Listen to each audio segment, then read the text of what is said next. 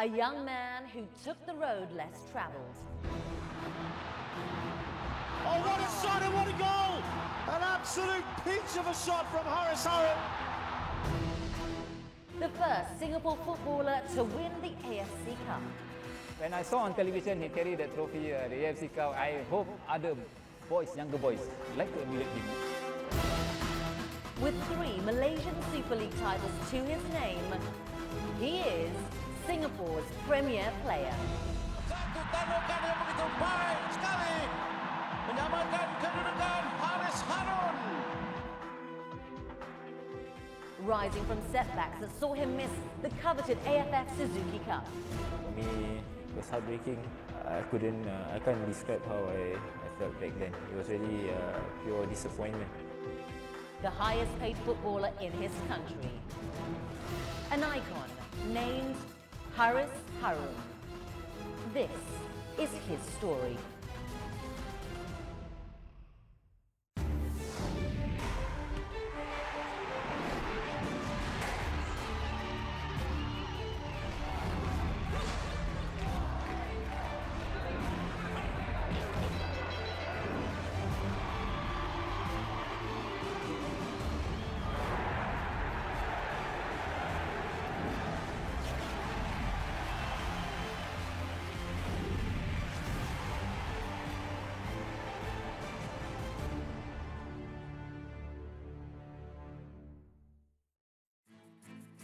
Son, husband, father, footballer. Coming from a country where academic excellence is favoured over sports, Hariss Harun defied the odds to achieve what most boys could only dream of: living the life of a footballer.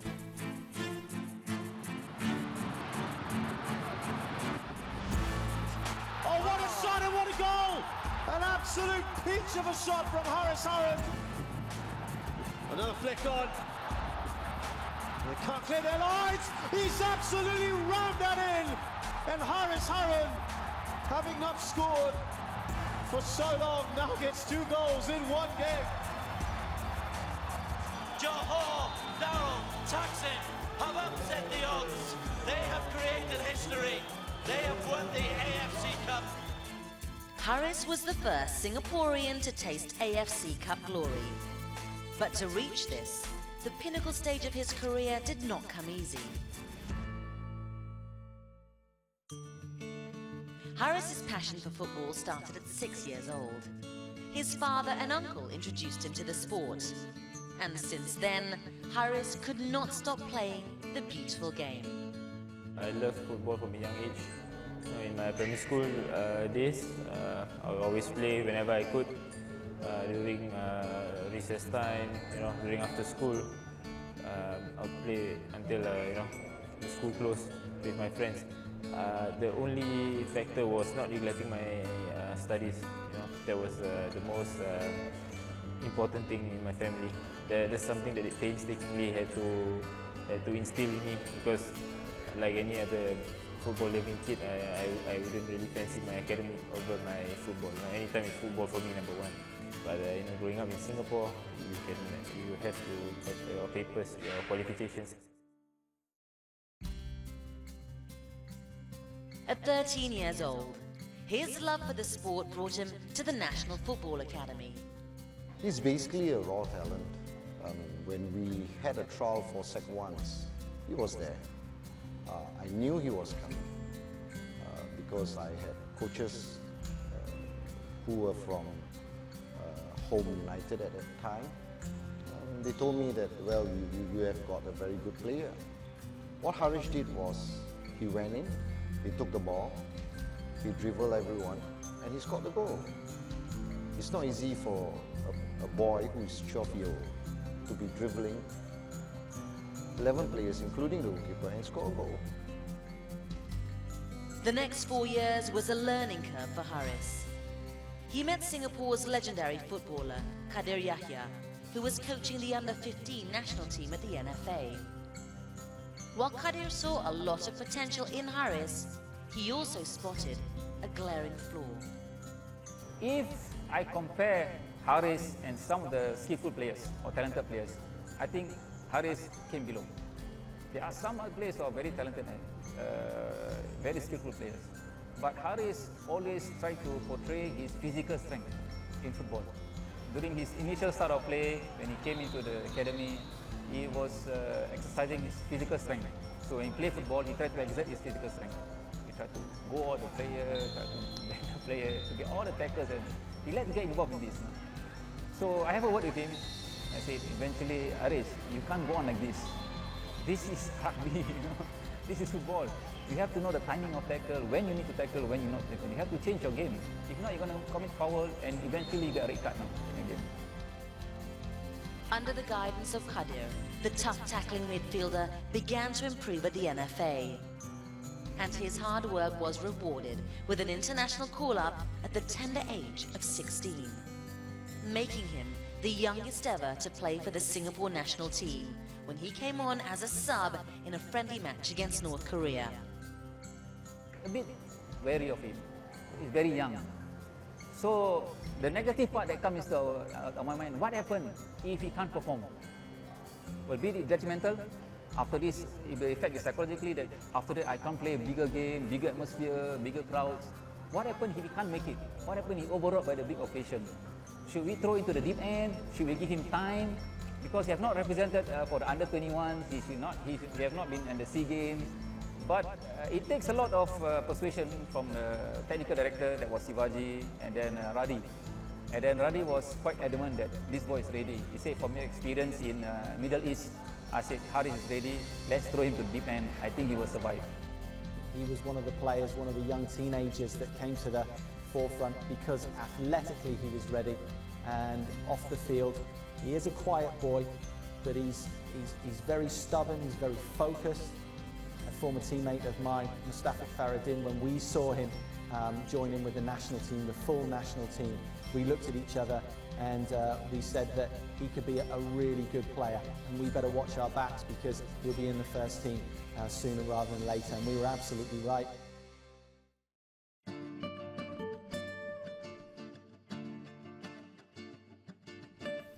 In August 2007, Hariss secured a training stint at FC Barcelona's famous La Masia Academy. He represented Singapore along with 13 other players from Asia, returning home a week later with the MVP award after impressing the trainers. I think that was a motivation for me, to win the MVP award in Barcelona after we played 3 games, I think 2 or 3 games, and I won the MVP award, and it was like a platform for me, to make me believe that I could do it. Hariss finished the year on a high, guiding Singapore to a bronze medal in the 24th Southeast Asian Games. But things didn't look so bright after that.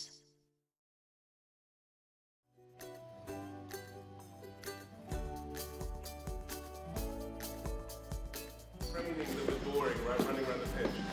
Yeah, here, always with the ball, have fun. I had to stop when aunties would be carrying their plastic bags full of groceries back home. Now hit them down. What would you have been if you hadn't been a footballer? Oh, I got no idea. I never thought of that because I set myself to be a professional ever since I was in the NFA. But if you ask me now, I'll probably be a teacher or policeman.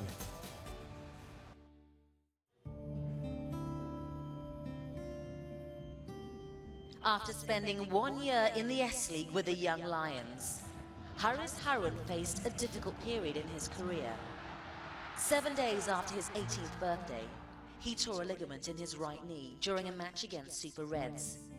That injury ruled him out for a year, causing him to miss the World Cup qualifier and the AFF Suzuki Cup.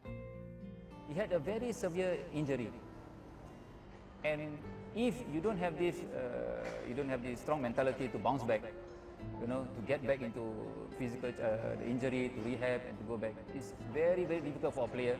At least they can have 6 to 8 months, and it shows that during this period he came back very strong. So that period when he was injured, he had a very bad cruciate injury, and he came back very strong. You know, he came back, he came to the gym, he spent himself more time in the gym, he's alone. And I got one time I stepped into the gym, he was in the gym. We have a small conversation. I said, how do you feel? He said, I feel lonely. I miss the time training on the ground. I miss my friends. I'm here on the gym. I'm working on my own. But he said, but this will make me stronger. Injury would strike again in 2010. Hariss suffered a right leg fracture against India in the Asian Games. And for a second straight time in his career, he had to sit out the AFF Suzuki Cup. For me, it was heartbreaking because I knew immediately after that I'll be out of the Suzuki Cup. You know, it was I can't describe how I felt back then. It was really pure disappointment. But then again, you know, things happen for a reason. I was 20 years old at the time, and I thought that, you know, I had time on my side, so I had to work my way back to fitness and prove myself all over again.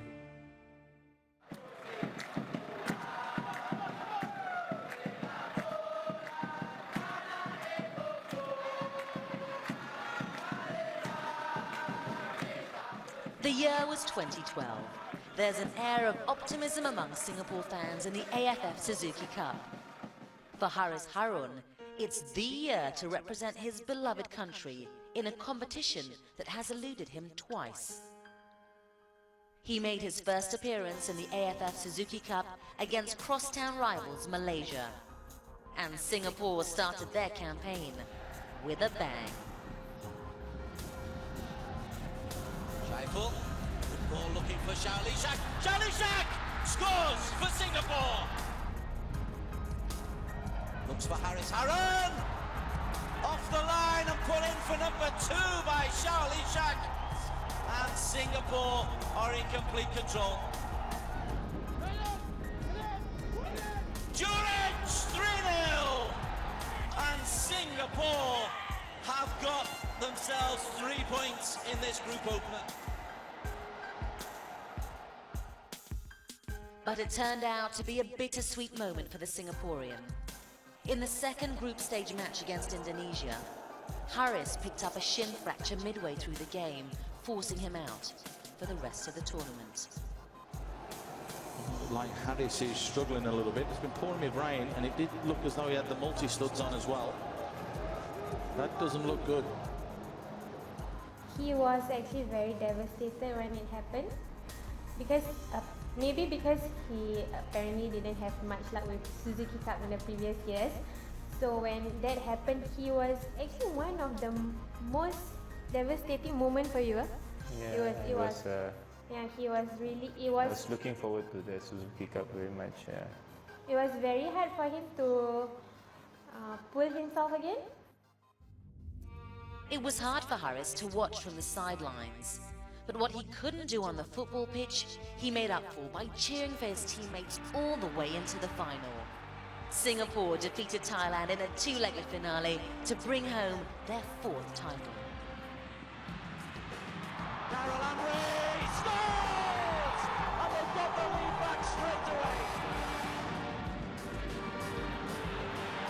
Deflected and in! Mahati Kaizon! You know, I think there were other plans. God had, like I said, God knows best. You know, he got injured in the second game. But for me, I was there, you know, for the game against Laos, supporting the boys when they played in Singapore at Jalan Besar. I was there to watch them, and I think they did really well. And we deserve every bit of that 2012 Suzuki Cup. For me, it was a bittersweet moment. Personally, I felt that I played a small part in it, and but you know, credit has to go to the boys who played tremendously over the course of the tournament.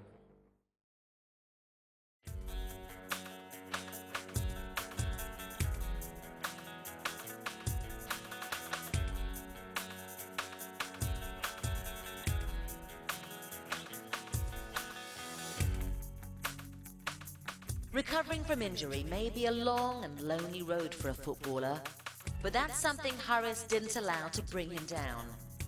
In his second year with the Lions 12, he came back stronger, scoring his first goal of the season against Johor Darul Taksim in the Malaysia Super League. He played a pivotal role in helping the Lions 12 clinch their first MSL title with an unbeaten home record. We didn't expect to win the league at the start of the season. We had a young squad. A lot of the senior players left because FAS did a rethink on the, we only had 5 senior players and the rest were under 23 players. So for us, then again, the key word here was discipline and teamwork. That's what got us through. We were unbelievable in Jalan Besar. Nobody could touch us there. So for us, it was playing smart that year, and I think we had a good tactician in Sundram. Very similar in his style to Radi in some ways.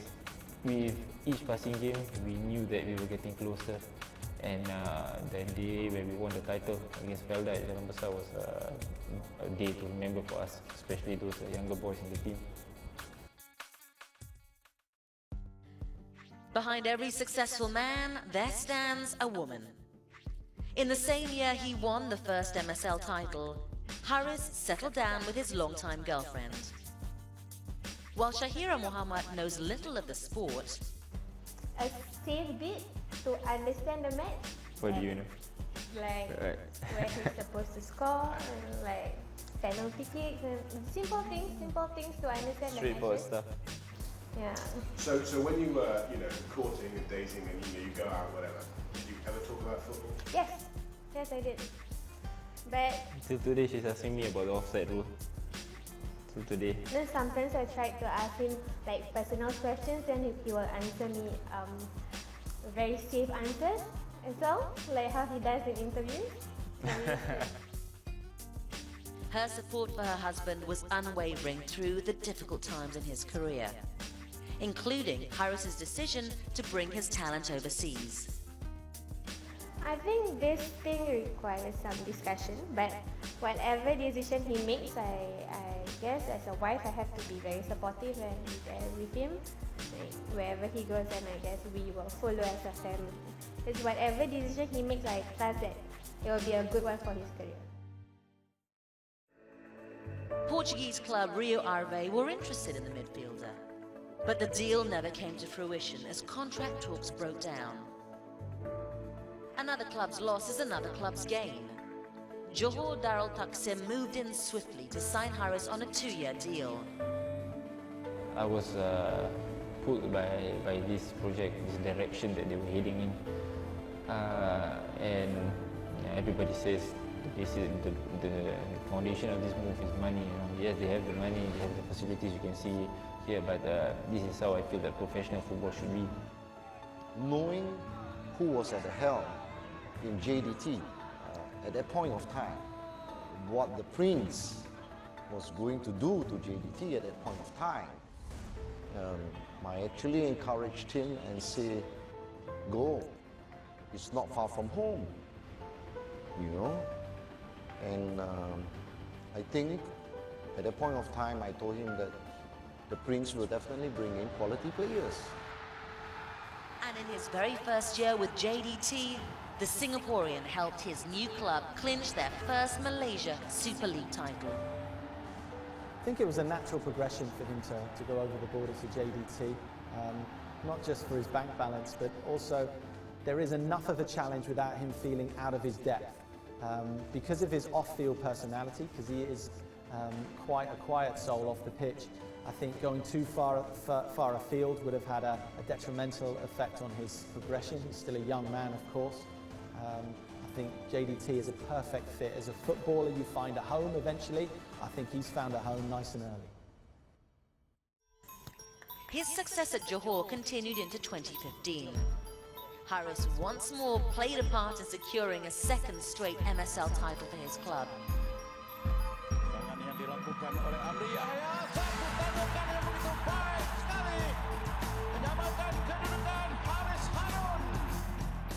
He's very intelligent. Then it's very important when the coach have intelligent players. I remember one time when Mr. Bielsa said, don't have so many intelligent players. But this guy is intelligent, he's serious, also he works every day for improve, for grow. That's very important. Then the icing on the cake, winning the 2015 AFC Cup. Kojic does well. And Leandro at the edge of the box. Leandro Velasquez has scored for Johor Darrell Taksim. Johor Darrell Taksim. They have created history. They have won the AFC Cup. Hariss became the first Singaporean to lift the trophy. When I saw on television he carried the trophy, the AFC Cup, until the end of the series, the game. I mean, I hope other boys, younger boys, like to emulate him. But it's a long journey. You must know it's a long journey, it's a long process, it takes a lot of hard work and patience, and you'll be there. Shortly after that historic win, JDT tabled a new and improved contract worth $30,000 per month, making Hariss the highest paid Singapore footballer. He can improve because he's a younger player, and I repeat, he's intelligent, and every time he thinks, when I talk with him, he listens to me, or another coach, say, hey, you maybe, if it's good for you this, he do it. I think it goes down to the satisfaction of the coach. At the end of the year, after he progressed, the hard work they have gone through, and we as a coach, just a mentor, we just a guide, you know, to be successful. And to see him on television, to win all the big major trophies, I mean, it's heartfelt, you know. I think he can still go up a couple of levels. He can still leave Southeast Asia and play, for me, for teams in Japan or in Korea for that matter. Maybe try his luck in Europe with, you never know, teams in Belgium, Switzerland, quite possibly. So indeed, yeah, I think this should not be his final step. I think he should aim for higher because he certainly has got the attributes for that. So, what's next for the boy who's living his dream?